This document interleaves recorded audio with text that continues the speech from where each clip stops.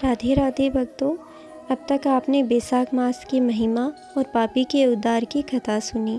आज हम सुनेंगे तीसरा अध्याय, जिसमें एक राजा की कहानी है जिसने बैसाख मास के व्रत से अपना जीवन ही नहीं बल्कि अपने पूरे राज्य का भाग्य बदल दिया। तीसरा अध्याय है राजा और बैसाख व्रत की महिमा। प्राचीन समय की बात है, एक बहुत ही समृद्ध राज्य था जहाँ एक राजा राज करता था। उसका नाम था राजा चंद्रसेन। राजा बहुत ही शक्तिशाली था। उसके पास धन, सेना और वैभव की कोई कमी नहीं थी। लेकिन एक बड़ी समस्या थी, उसका मन अशांत रहता था। उसे हमेशा डर और चिंता सताती रहती थी। राजा सोचता मेरे पास सब कुछ है, फिर भी मुझे शांति क्यों नहीं मिलती। वह रात भर सो नहीं पाता। उसके मन में अजीब डर रहता, जैसे कुछ गलत होने वाला है। एक दिन राज्य में एक महान संत आए। राजा ने उनका स्वागत किया और अपनी समस्या बताई। हे महात्मा, मेरे पास सब कुछ है, फिर भी मैं दुखी हूँ। मुझे शांति कैसे मिलेगी।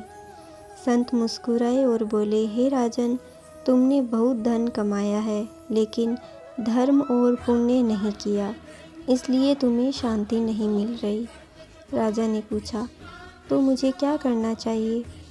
संत बोले, बैसाख मास आने वाला है। तुम इस मास में नियम से स्नान, दान और विष्णु भगवान की पूजा करो। तुम्हें अवश्य शांति मिलेगी। राजा ने उसी समय प्रण लिया, मैं पूरे नियम और श्रद्धा से बैसाख मास का व्रत करूँगा। बैसाख मास शुरू हुआ।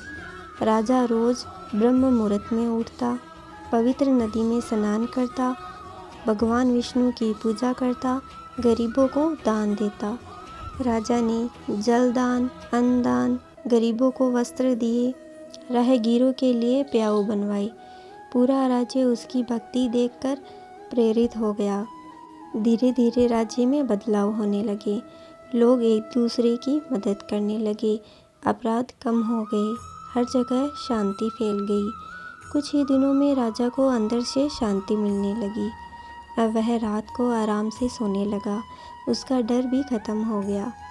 एक रात राजा को स्वप्न आया। भगवान विष्णु उसके सामने प्रकट हुए और बोले, हे राजन, मैं तुमसे प्रसन्न हूँ। तुमने सच्चे मन से बैसाख मास का पालन किया है। भगवान बोले, मैं तुम्हें आशीर्वाद देता हूँ। तुम्हारा राज्य हमेशा सुखी रहेगा। तुम्हारे सभी पाप नष्ट हो जाएंगे। अंत में तुम्हें मोक्ष प्राप्त होगा। राजा पूरी तरह बदल चुका था। अब वह केवल एक शासक नहीं बल्कि एक धर्मात्मा थे।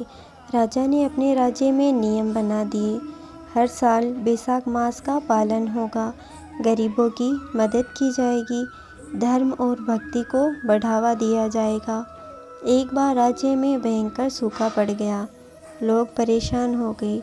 राजा ने भगवान से प्रार्थना की और बैसाख व्रत का पालन जारी रखा। कुछ ही दिनों में बारिश शुरू हो गई। पूरा राज्य खुश हो गया। लोग समझ गए, यह सब बैसाख मास और भक्ति का फल है। यह कथा हमें सिखाती है, धन से नहीं, धर्म से शांति मिलती है। सच्ची भक्ति जीवन बदल देती है। बैसाख मास का व्रत बहुत शक्तिशाली है। नारद जी ने कहा, हे प्रभु, यह कथा वास्तव में अद्भुत है। भगवान बोले, हे नारद, जो भी इस कथा को सुनेगा उसका जीवन सुधर जाएगा। बैसाख मास का पालन करने से मनुष्य को शांति, सुख और मोक्ष मिलता है। भक्तों, यह था बैसाख मास का महात्म्य का तीसरा अध्याय। अगर आपको यह कथा पसंद आई हो तो वीडियो को लाइक करना, शेयर करना और चैनल को सब्सक्राइब करना मत भूलना। राधे राधे भक्तों।